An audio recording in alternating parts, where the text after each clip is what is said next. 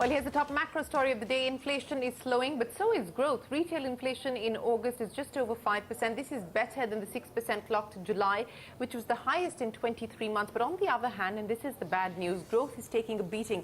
Industrial output in July has contracted by 2.4%. This is the lowest in the last 7 months. Latha is here now with her analysis. Latha, inflation is slowing, growth is shrinking. Stronger case for a rate cut?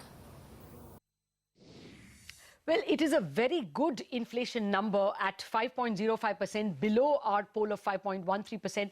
But the better news is that the trigger for lower inflation has come from food prices. Vegetable prices have crashed to 1% rise in prices year on year, and even pulses, which is a big culprit, the inflation number has come down to 22%. Looks big, but much lower than the 40% that pulse inflation used to rule at.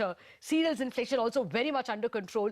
Overall food inflation has come down to 5.91% from 8.4% just in the previous month. So now hopes definitely open up for a rate cut as early as October 4th itself.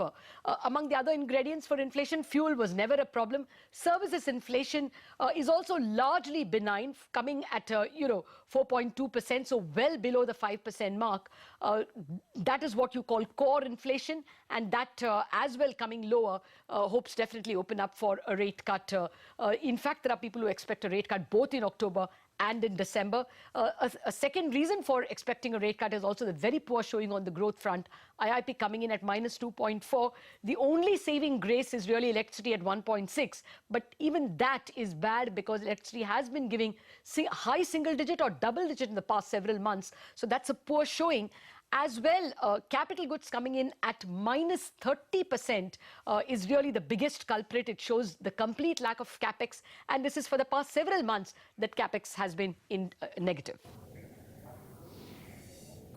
All right, Latha, so inflation lower, but so is growth. So does this set the stage for a rate cut? Economic Affairs Secretary Shakti Kanta Das says the Reserve Bank will take a call on interest rates post the inflation print. However, analysts are expecting a 25 to 50 basis points rate cut before the end of the year. Remember, various government ministers, from the Commerce Minister to Nitin Gadkari, the Roads and Transport Minister, even the Finance Minister to some extent, have been making a case for a rate cut. In fact, the Commerce Minister Nitin Gadkari going as far as to suggest a 200 basis point rate cut. This was expected, and I think going forward also we would expect the inflation levels to remain in moderate zone and perhaps go down also further. So I would therefore expect the central bank, that is the Reserve Bank of India, to take this into consideration and take its call. In any case, it is for the Reserve Bank to take a call. So I'm sure they will consider all aspects and take a considered decision.